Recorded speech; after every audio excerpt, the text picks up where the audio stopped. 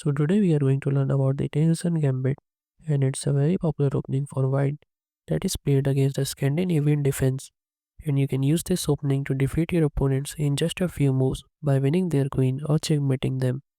So it begins with the move e4, and after black goes for the Scandinavian defense d5, you go knight f3. This is the Tennison Gambit. Here if you play something like e6, then you can just take and d4, continue the game normally. But here we are going to cover the main move d takes e4, attacking the knight. Then you just play knight g5, hitting the pawn back.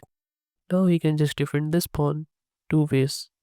Or you can also counter strike like this and leave that pawn like this.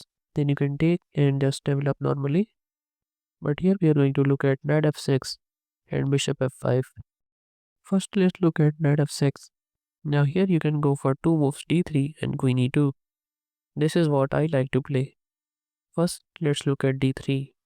After he takes this pawn, you just recapture with the bishop, and after the most common move h6 attacking the knight, you go for knight takes f7, forking the queen and the rook, and after he takes, you just play bishop g6 check, and as you can see, it's also a discard attack on the queen, so you gotta take the bishop, and then you will grab the queen, and you're winning.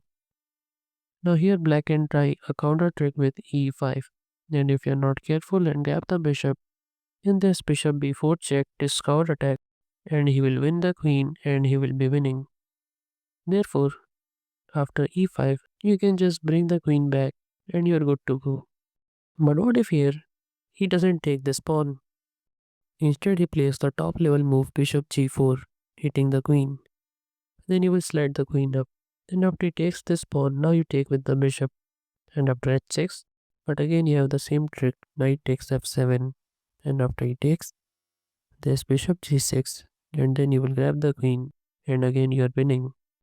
So that was one way of playing d3. You can also go for queen to e2, enticing black to play bishop to f5, defending this pawn. Then you go for queen to b5 check, forking the bishop, king, and this pawn. So bishop d7, then you play queen takes pawn, and after bishop c6, defending the rook, you play bishop b5, pinning his bishop to the king. So if he takes the bishop, then you will take the rook. Therefore, he will defend with the queen, but then you will take, and after he takes queen to c8, is checkmate, and you win the game in 9 moves.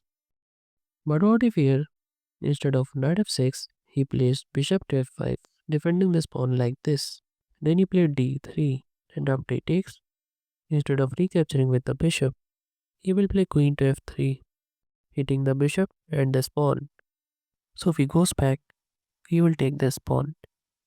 Therefore, he will play e6, letting you capture this pawn, because after you take, he will bring the knight here and continue the game.